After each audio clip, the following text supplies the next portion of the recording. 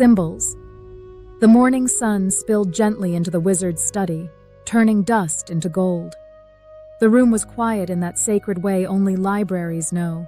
Shelves standing like old guardians, books breathing softly with the weight of centuries, and papers scattered across the oak table like half-born worlds. Anne's space was never merely a room.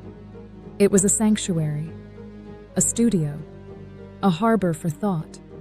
The wizard sat with his beard resting against his chest, his eyes thoughtful, as though he were listening to something beneath the noise of the age. On the table before him lay symbols, not just drawings, but echoes. The cross, the compass, the rose, the pyramid, the chalice, the eye within the triangle, keys, arches, temples, circles. He had spent his life surrounded by machines and systems, by wires and contracts, by robotics and finance and human need. And yet symbols were older than any machine. They were the first technology of the soul. The wizard dipped his quill into ink. Then, slowly, deliberately, he wrote 3 words across the top of a blank page: history, legend, metaphor. 3 columns, 3 homes, 3 ways a story could live. He leaned back. "This," he murmured, "is what I need." Anne looked up from her book. "What is it you're building now?" she asked with that gentle humor that always softened his storms. The wizard smiled faintly. "A library," he said. "A library of symbols, sorting." He began with the first column. History. Real. Recorded. Proven. He wrote carefully. The Knights Templar, founded in the 12th century. Their rise through wealth, war, and vows. Their fall in October 1307. The political hunger of kings. The fear of the church. The human pattern. Build, ascend, collapse. He nodded. "These things happened," he said. "These are stones we can stand on." Then he moved to the second column. Legend. Here the ink flowed differently. Not false, but unconfirmed. Stories carried through time like wind carried seeds. He wrote, fleets sailing west into mist. Grail bloodlines. Hidden temples beneath the Temple Mount. Secret maps before Columbus. Atlantis beneath the sea. Tartarian echoes across continents. The wizard paused. Legend was dangerous. Legend was beautiful. Legend was the place where truth and longing sometimes wore the same cloak. Then he turned the third column. Metaphor. And here his handwriting softened. Metaphor was not about whether something happened, but about what it meant.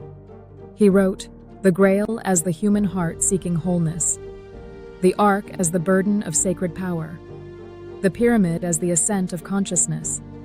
The temple as the inner structure of ethics. The compass as discernment. The rose as love hidden inside mystery. The wizard exhaled. "This is the one people forget," he whispered. "They argue over legend, when metaphor is sometimes the deeper treasure." Anne's anchor. Anne rose quietly and came to stand beside him. She looked at the 3 columns. History. Legend. Metaphor.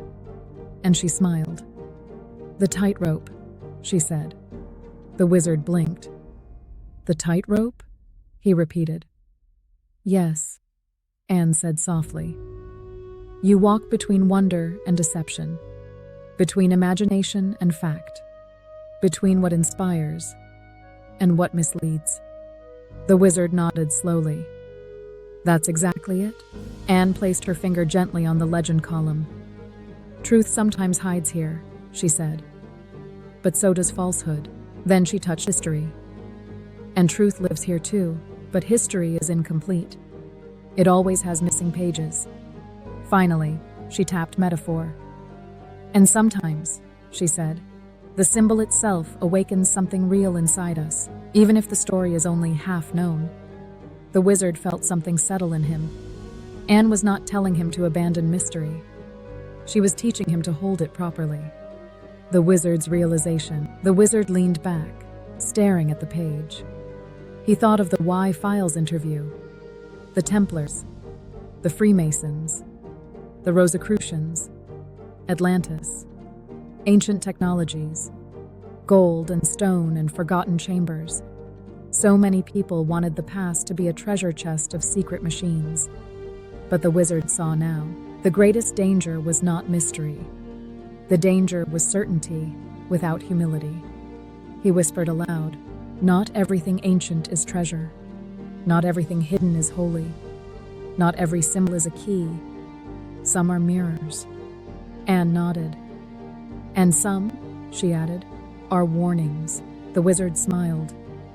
Yes, the Ark was always a warning about power.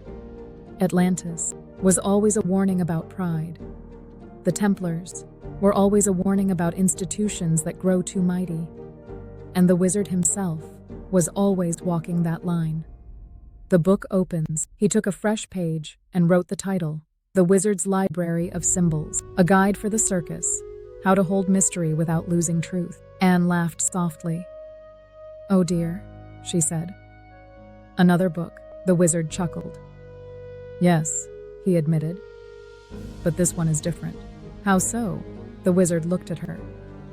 "This one is not about chasing the next theory.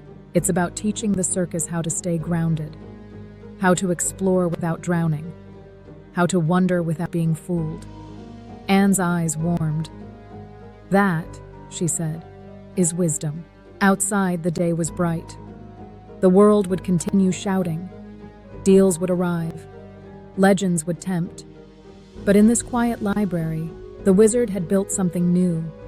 Not a machine, not a contract, not a wild conspiracy, but a lantern, a way to walk forward with imagination and ethics and love and the pause.